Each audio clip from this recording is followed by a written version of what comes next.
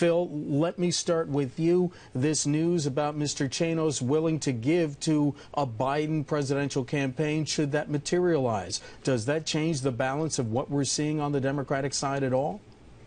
I don't think it's quite there, Mark, but it's important, and here's why. Joe Biden, as he goes through this process, and we're looking at least another couple weeks before he makes a decision, according to people that are familiar with his operation right now, he's going to need money, and it's not just donors, like what Jim Chanos has said he would do, but also fundraisers, which is the more important aspect of what Jim Chanos said he would do. Hillary Clinton raised $45 million, has another $15 million from an outside group already in place.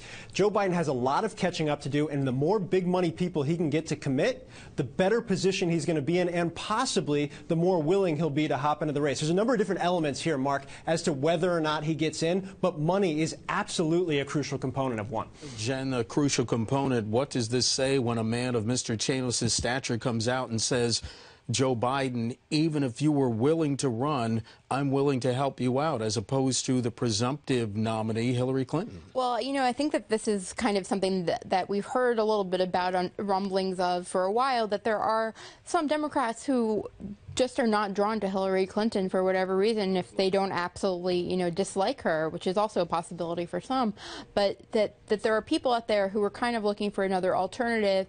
And, you know, if you're talking about somebody who's involved in the hedge fund world, they're probably not going to be a Bernie Sanders supporter. Sure.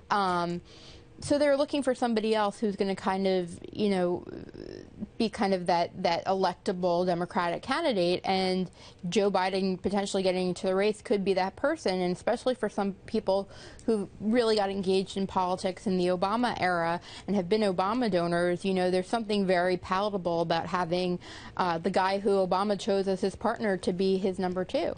Phil, what situation does this put the president in? Because we've been hearing now, if the vice president does jump into the race, and he has reportedly been considering this, if he jumps in, what type of predicament does that put the president in? It's complicated, Mark, and all you need to do for evidence of that is watch Josh Earnest, the White House press secretary, during the briefing yesterday as reporters tried to pin him down on this. Look, the president has said, and his team has said over and over again, that picking Joe Biden as vice president was the, quote, best political decision the president has ever made. But I think if you talk to people at the White House, they have long assumed that Hillary Clinton would be the Democratic nominee, and thus a lot of them have cast their lot in Hillary Clinton upholding what the president has done in his now 6.5 years in office, should she take the reins in 2017. The big split here is the loyalty to Vice President Biden is sincere and extreme within the White House right now. So this causes a lot of problems, not just in the Oval Office, but with staff, too. And, Mark, it's important to note, a lot of Obama's team that have left the White House have started to migrate towards Hillary Clinton. There are some people that I've talked to, Mark, that have actually paused and held out, saying if Joe Biden gets in, he's the better alternative for them, at least on a personal level.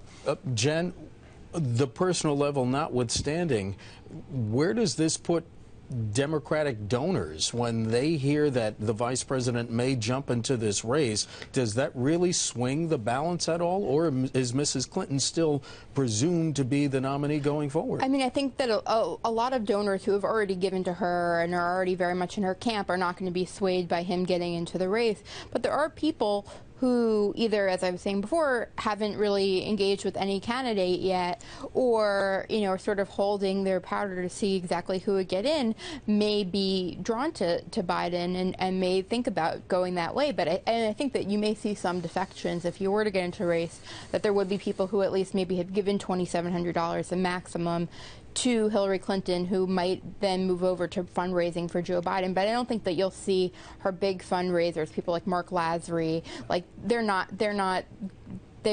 it for the long haul.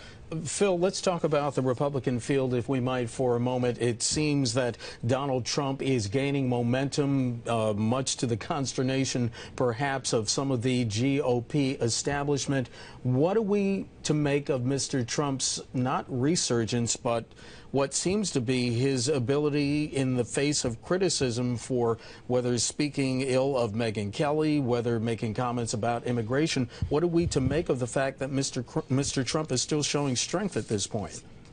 That it's real, Mark. I think a lot of us, we're all guilty of it. I think if you've been covering politics or talking about politics over the last month and a half, of predicting which misstep would end up being Donald Trump's downfall, which thing would cause his poll numbers to really drop off the table.